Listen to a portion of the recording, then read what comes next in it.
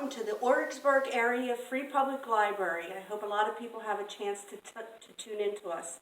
This is the month of May, and we have a very special holiday in May. We're celebrating our mothers, and to celebrate our mothers, I have this book called The Mother's Day Mice by Eve Bunting. The pictures are illustrated by Anne Brett. The Mother's Day Mice by Eve Bunting, pictures drawn by Jan Brett. Biggest Little Mouse wakened first. It was early morning and still almost dark. He chugged gently on the whiskers of Middle Mouse, who slept next to him. "It's Mother's Day," he said. "It's time to get up for our presents." Little Mouse tugged gently on the whiskers of Little Mouse, who slept between him and the wall. "Mother's Day," he whispered. They crept out of bed and tiptoed past Mother's room.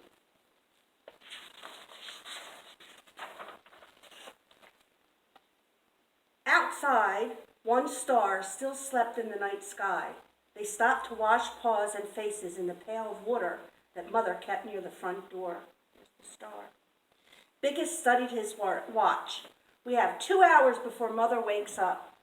Middle and I know what we're getting her for Mother's Day and where to find it." He looked at Little Mouse and waited. "I know what I'm going to get too.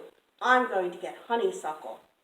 Biggest shook his head. "Little Mouse, honeysuckle grows only on Honeysuckle Cottage, and we know who lives in Honeysuckle Cottage. You'll have to find something else to get for Mother."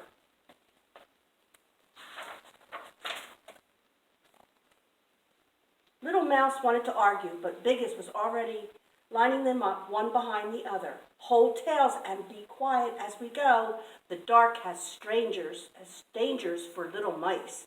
They ran across the meadow, and Little Mouse liked the tough, smooth feel of his brother's tail. He thought the three of them joined together must be as long as a snake. He didn't want to think about snakes, though. The edges of the sky were streaked with morning, and a red fox passed them on the way home.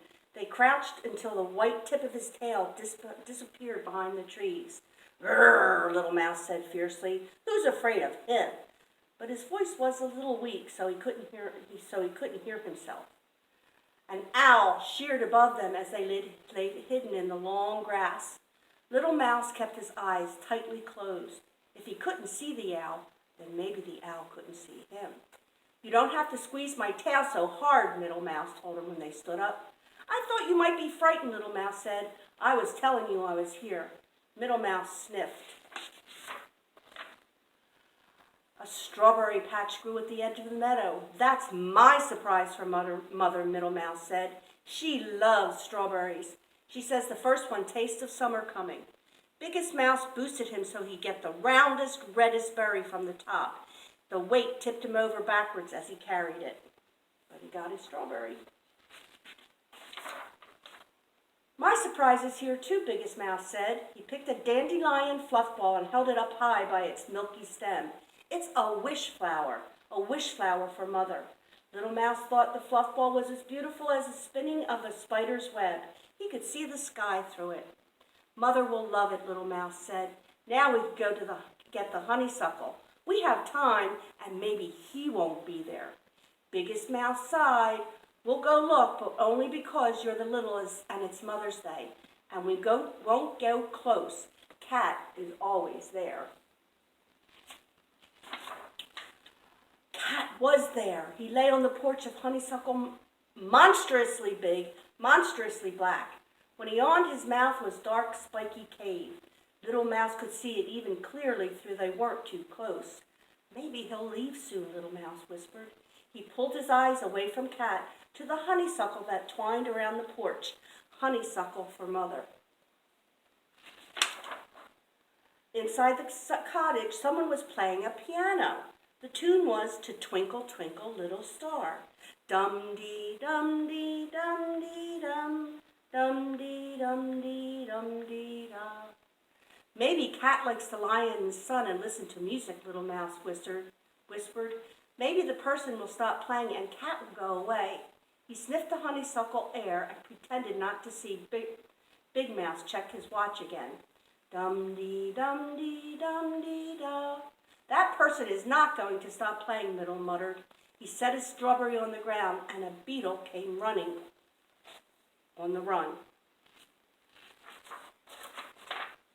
Middle picked up again and shooed the beetle away.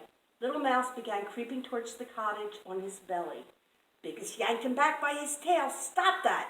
Anyway, it's time to go. What if Mother wakes up on Mother's Day and all her little mice are missing?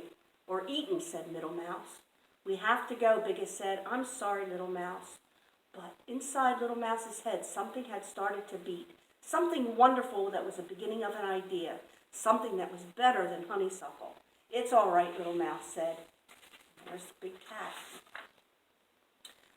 The sun made a pink path across the meadow as they ran for home. Bring her a daisy, Biggest said over his shoulder. She likes daisies. Bring her a rock, Middle puffed. A small rock that's not too hard to carry. They're nice, Little Mouse said, but they're not special enough for this special day. He had something special, though. He had it strong and firm in his mind, and when they got home. Biggest stood at the fluff ball in the jar beside Mother's chair. Middle put the strawberry on the blue dish on the table. I'm glad I didn't roll it, he said. Sometimes I wanted to, but I carried it all the way, and it isn't even squished. He glanced sideways at Little Mouse. The strawberry can be from you too, Little Mouse. And the fluff ball will be from both of us, Biggest said. Little Mouse smiled and said, thank you, but I brought something of my own. I thought it was funny when his brothers looked around and rolled their eyes at each other, but I kept it hidden. Biggest Mouse held up a warning paw. Shh, Mother's coming. Happy Mother's Day, they shouted when she came into the kitchen, and Mother said, why, you remembered. Remembered? We almost got eaten. 3, Middle began, but Biggest poked him hard. Sometimes Middle talked too much. Mother blew the fluff ball and it exploded into a million beautiful feathery seeds. Did you make a wish, Biggest Mouse asked. Yes, said Mother, a wonderful wish. Mother cut the strawberry into 4 pieces. I love strawberries. The first one tastes of summer coming. She nibbled on the edge of a berry and closed her eyes, and Little Mouse knew she was tasting sunshine and sweet corn and the cold waters of Meadow Stream. Now me, he said. He was so excited he thought he might explode like the little fluff ball into a million pieces. The music he heard at Honeysuckle Cottage was loud in his mind, and he clasped his paws together and began to sing. He sang the words he thought of as he ran home. We have brought a song to say, happy, happy Mother's Day.